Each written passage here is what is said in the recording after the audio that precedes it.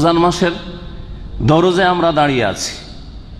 এই রমজান মাস এসে গেছে। এখন এই কয়টা দিনেই রমজান এবং সিয়াম রোজার সম্পর্কে, রোজার গুরুত্ব সম্পর্কে, রোজার ফজিলত সম্পর্কে, রোজার ফরজ আদব কায়দা সম্পর্কে, সুন্নত মুস্তাহাব আদব কায়দা সম্পর্কে, রোজার মাসলা মাসাইল সম্পর্কে, আহকাম বিধিবিধান সম্পর্কে, রোজা ভঙ্গকারী বিষয় সম্পর্কে, রোজা দুর্বলকারী বিষয় সম্পর্কে আপনাকে তালাবুল ইলমে ফরিজাতুন আলা কুল্লি মুসলিম, জ্ঞান অর্জন করা রমজান সম্পর্কে, রোজা সম্পর্কে প্রত্যেক মুসলিমের জন্য ফরজ। এখন প্রত্যেকের জন্য ফরজ আছে, প্রত্যেক সাবালকের জন্য রোজা এবং রমজান সম্পর্কে, রোজার মাসলা মাসাইল সম্পর্কে জ্ঞান অর্জন করা ফরজ আছে। এটা আমার শুধু ফরজ নয়, আপনার ফরজ। হ্যাঁ, যেদিন ভুল করে দেব তখন শুধু শেখকে জিজ্ঞেস করতে যাব এইটা ফরজ আদায় হইল না। যখন দরকার পড়ে তখন জেনে নেব যে কোন রমজানের দিনে যদি সমস্যা আসে তাহলে এটা আপনার ফরজ আদায় করা হইল না। আপনার আমলের আগে, অর্থাৎ রোজা রাখার আগে এলেম ফরজ, আমলের আগে এলেম ফরজ। আমল হচ্ছে রোজা রাখা, আর এলম হচ্ছে রোজা সম্পর্কে জ্ঞান অর্জন করা। তাহলে এই রোজা সম্পর্কে, রোজার সাথে সংশ্লিষ্ট যত বিষয় হইতে পারে, ইঙ্গিত করলাম কিছু দিকের দিকে, এই সম্পর্কে প্রত্যেক মুসলিমের জ্ঞান অর্জন করা, সম্যক ইলম হাসিল করা ফরজ, নবী করিম সাল্লাল্লাহু আলাইহি ওয়াসাল্লামের ভাষা। সুতরাং এই রমজান সম্পর্কে আলোচনা করব, যদিও রমজান মাস শুরু হয়নি। কারণ আমাদের দেশের নিয়ম হচ্ছে যে রমজান মাস যখন শুরু হয়, বা অনেকের নিয়ম হচ্ছে রমজান মাস শুরু হলে তো রমজানের মাসলা মাসাইল বা রমজানের বিষয়গুলি আলোচনা করে। কিন্তু এখানে এমন একটা অবস্থা যে রমজান মাসে তারাবি পড়ে মানুষ অনেকে কাজে চলে যায়, রাতে এখানে কাজকর্ম চলে, যার ফলে দিনের কথা শোনার সুযোগ নেই। হয়তো অনেকে খেয়ে দিয়ে ক্লান্ত থাকে, যার ফলে শরীর আর চলে না, খেয়ে দিয়ে লম্বা হতে চায়, যার ফলে আর মসজিদে যে আধা ঘন্টা এক ঘন্টা বসে এলম শিখবো রমজান সম্পর্কে তারও সময় নেই, হ্যাঁ, মন মানসিকতা নেই। সেই জন্য এই সময়টা হচ্ছে আমাদের জন্য সুবর্ণ সুযোগ, আপনাদের জন্য, আমাদের জন্য, যারা দিনের কথা বলছি তাদের জন্য, এবং যাদের ওপর দিন শিখা ফরজ তাদেরও জন্য, যে রোজা রমজান সম্পর্কে এলম শিখা ফরজ, এই সম্পর্কে আলোচনা করব। আলোচনা শুরু করার আগে ভূমিকা স্বরূপ একটি কথা বলবো, সেটা হচ্ছে যে আপনি ধরেন এই দাম্মাম থেকে কোন একটা জায়গায় জার্নি করে যাচ্ছেন, গাড়িতে না, আজকাল তো গাড়ির যুগ, হেঁটে হেঁটে যাচ্ছেন, আপনি হেঁটে যাচ্ছেন এখান থেকে কিছু দূরে যেতে। আমাদের গ্রামে হেঁটে যেতে হয় না, এক গ্রাম থেকে আরেক গ্রাম, আরে 10 কিলোমিটার 20 কিলোমিটার পর্যন্ত এককালে হেঁটেছি, হ্যাঁ, জানা আছে।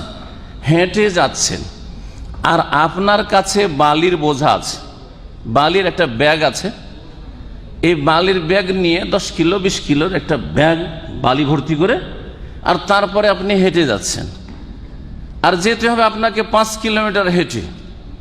বলেন আপনার জন্য এই 5 কিলোমিটার যাওয়া সহজ না কঠিন? হ্যাঁ, কঠিন কিনা? রাস্তায় কিছু দূর গিয়ে ভেঙে পড়তে পারেন কিনা, অচল হয়ে যেতে পারেন কিনা? দুইয়ের এক, হয় বোঝা ফেলো নামাও, বোঝা হালকা করো, আর না হলে এখানে পড়ে থেকে যাও, ঠিক কিনা? হ্যাঁ, এটা বুঝতে পারছেন। এই দুনিয়ার একটা উদাহরণ দিলাম। আমরা শখ করে কিন্তু পায়ে হাঁটা রাস্তাতে বোঝা উঠাই না, কারণ এই হাতে বোঝা নিয়ে কিছু দূর যেতে, হাট বাজার করে, হাট থেকে আস্তে আস্তে হাত এত ব্যথা হয়ে যা, চলে না, ধরে রাখতে পারছেন না, তাই না? তাহলে শখ করে কেউ বোঝা বহে না। দুনিয়া সম্পর্কে আমাদের যথেষ্ট জ্ঞান আছে, এই জ্ঞান দিয়ে দিনকে জানি, নিজের জীবনে সংশোধন করি, নিজের এমন বোঝাকে হালকা করি যেই বোঝা আমাদের কল্যাণ নিয়ে আসবে না, আমাদের কাজে আসবে না, আমাদের দুনিয়া আখেরাতের অনিষ্ট করে, দুনিয়া আখেরাতকে খারাপ করে, ভবিষ্যৎকে অন্ধকার করে, এই রকম বোঝা নিয়ে আমরা চলাফেরা করছি। সেই বোঝার নাম হচ্ছে গুনহার বোঝা, পাপের বোঝা। পাপের বোঝা, আমরা প্রত্যেকেই পাপের বোঝা নিয়ে কিন্তু চলাফেরা করছি। আর গন্তব্যস্থানের দিকে, যে গন্তব্যস্থান হচ্ছে মৌত, মৌতের পরে কবর। প্রথম গন্তব্যস্থান হচ্ছে কবর। প্রিয় নবী মুহাম্মদুর রাসূলুল্লাহ সাল্লাল্লাহু আলাইহি ওয়াসাল্লাম বলছেন যে ইন্নাল কবরা, এটি উসমান রাদিয়াল্লাহু তাআলার কথা, হাদিস রয়েছে, তিনি বলছেন ইন্নাল কবরা আউয়ালু মানজিলিন মিন মানাজিলিল আখিরাহ, কবর হচ্ছে আখিরাতের যেই মঞ্জিলগুলি রয়েছে স্টপেজগুলি রয়েছে বা গন্তব্যস্থান রয়েছে, তার প্রথম মঞ্জিল কবরের দিকে আমরা সকলে যাচ্ছি। কবরের দিকে যাচ্ছি, কবরে কি হবে আপনার চিন্তা করুন তো। ওখানে আপনার স্ত্রী থাকবে, আপনার ছেলে মেয়ে থাকবে, ধনজন থাকবে, আর দুনিয়ার ভোগবিলাসের সামগ্রী থাকবে না? ওখানে আপনার কাজকর্ম থাকবে, চাকরি ব্যবসা থাকবে না? ওখানে আপনার বদলা থাকবে। কি থাকবে ওখানে? বদলা থাকবে। কিসের বদলা? এই দুনিয়ায় যা করে এসছেন তার বদলা। ভালো করে যান তাহলে তার বদলা ভালো পাবেন, আর মন্দ যদি করে যান তাহলে মন্দের বদলা পাবেন।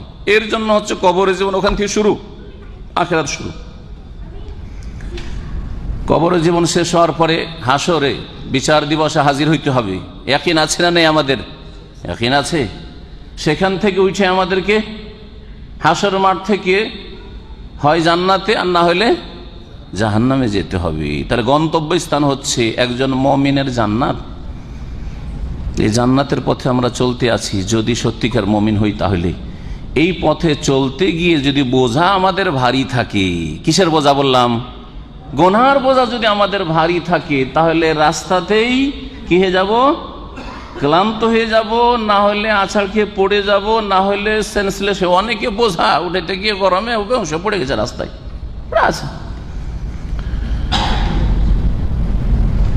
এরকম হবে না? হবে না?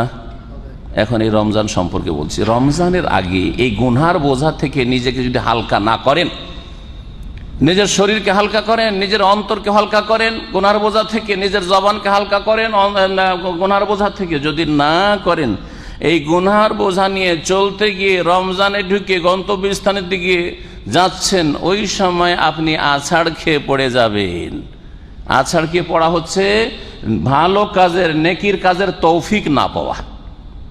বদনসিব হয়ে রমজানেও থেকে গেলেন। কিসের কারণে? আপনার ভাগ্যবান হওয়া আর নেক আমলের তৌফিক পাওয়া। রমজানে অনেক ভালো কাজ করতে পারলেন আপনি। ফরজ ওয়াজিব তো আদায় করলেন, সুন্নত মুস্তাহাব আদায় করলেন, একটি তারাবি পর্যন্ত ছুটলো না। ফজর ছোটা তো দূরের কথা, হ্যাঁ, রোজা ছোটা তো দূরের কথা, আপনার সুন্নত মুস্তাহাব গুলোও ছুটেনি, কোরআন খতম করাও ছুটেনি আপনার। হ্যাঁ, আপনার দ্বারা হারাম নাজায়েজ কাজ হওয়া তো দূরের কথা, রমজান মাসে আপনার দ্বারা অপছন্দনীয় কোনো মাকরু অপ্রীতিকর কাজ এইরকমও কিছু হয়নি। হ্যাঁ, সন্দেহের কাজও করেননি, যেটাতে সন্দেহ আছে হালাল না হারাম, এইরকম কাজও হয়নি। এটা হচ্ছে আপনার ভাগ্যবান হওয়া, যে আপনি নেকির কাজে বেশি বেশি অংশ নিতে পারলেন, রমজান মাসে গুনাহ থেকে নিজেকে মুক্ত রাখতে পারলেন। এর মাধ্যমে আপনার প্রশিক্ষণ হইল তাত্তাকুনের, হ্যাঁ, আল্লাহর অসন্তুষ্টির কাজ থেকে বাঁচার, তাকওয়া অর্জন করার। এই তাকওয়া অর্জনের কারণে, এই তাকওয়ার বিনিময়ে জান্নাত পাবেন। কারণ জান্নাত কার জন্য তৈরি করা হয়েছে? উইদ্দাত লিল মুত্তাকিন। আল্লাহ জান্নাত কার জন্য প্রস্তুত করে রাখা হয়েছে? মুত্তাকিন, আল্লাহ ভীরুদের জন্য, গুনাহ থেকে বেঁচে থাকা লোকদের জন্য, পাপ মুক্ত লোকদের জন্য। সুতরাং সংক্ষেপ করে বলছি আবার ওই কথাটি, যে গুনার বোঝাকে হালকা করুন আল্লাহর হস্তে।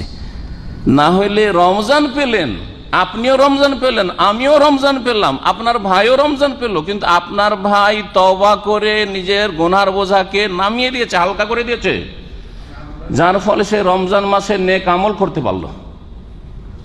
আর আপনি গুনার বোঝা থেকে মুক্ত হননি, এখন ওই বালির বোঝা, গুনার বোঝা বইতে আছেন, যার ফলে আপনি ব্যর্থ হয়ে পড়ে গেলেন, গন্তব্যস্থান জান্নাতের দিকে এগিয়ে যেতে পারলেন না, নেক আমলে অংশ নিতে পারলেন না। এখন আপনার রমজান মাসেও খেয়ে দিয়ে শুয়ে গেলেন, ফজর পড়ার তৌফিক হইল না। এখনো রোজার দিনে অশ্লীল কথা আর হারাম কথা বলা ছাড়লেন না, হারাম দেখা ছাড়লেন না, তওবা করার তৌফিক হইল না, আল্লাহকে রাজি করার তৌফিক হইল না, আর গুনাহ মাফ হইল না, গুনার বোঝা থেকে গেল, রমজান পার হয়ে গেল, আর জাহান্নাম আপনার জন্য থেকেই গেল ভাগে, জান্নাত নসিব হইল না।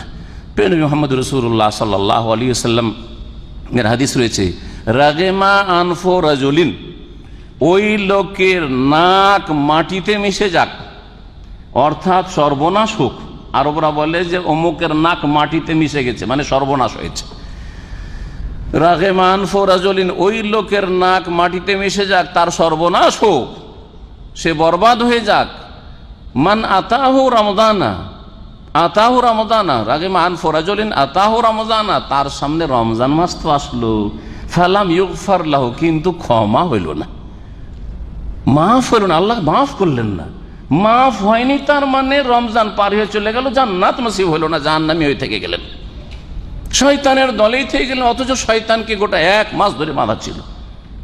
কত হতভাগা। সেই আল্লাহর ওয়াস্তে সবচেয়ে বড় আপনার কামিয়াবি হচ্ছে যে রমজান আসার আগে আগে তওবা করেন, গুনাহ থেকে ফিরে চলে আসেন। গুনার দিকে মুখ হয়ে গেছিল, উল্টো দিকে কিবলা হয়ে গেছিল, কিবলা সোজা করেন, আল্লাহর দিকে কিবলা, আল্লাহমুখী হন, আপনি আখিরাতমুখী হন, আমলমুখী হন, আপনি নেক কাজমুখী হন, ভালো কাজ করবেন, পাপমুখী ছিলেন এতদিন। এটা হচ্ছে তওবা। আর অতীতে যেহেতু পাপ হয়েছে, অন্যায় হয়েছে, ভুল হয়েছে, সেই জন্য ইস্তেগফার করুন, আল্লাহর কাছে ক্ষমা চান যে আল্লাহ যা হয়েছে তুমি ক্ষমা করে দাও। নবী করিম সাল্লাল্লাহু আলাইহি সাল্লাম রমজানেও অন্য মাসেও, শুধু রমজানে নয়, দিনে 100 বার করে আস্তাগফিরুল্লাহ ওয়া আতুবু ইলাইহি পড়তেন। আল্লাহ তোমার কাছে ক্ষমা চাইছি এবং তোমার কাছে তওবা করছি। আল্লাহ যেন আমাদের সকলকে তওবা করার তৌফিক দান করেন এবং আমাদের গুনাহ খাতা মাফ করে দেন এবং আমাদেরকে গুনার বোঝা মুক্ত হয়ে জান্নাতের পথে দ্রুত বেগে চলার যেন তৌফিক দান করেন। আল্লাহ আমাদেরকে আম্বিয়া রসুলগণের সাথে সাহাবাই কেরাম রাদিয়াল্লাহু তাআলা আজমাইনদের সাথে জান্নাতে যাওয়ার আল্লাহ পাক যেন সুযোগ করে দেন, তৌফিক দান করেন এবং সেই মোতাবেক কাজ করার তৌফিক দান করেন।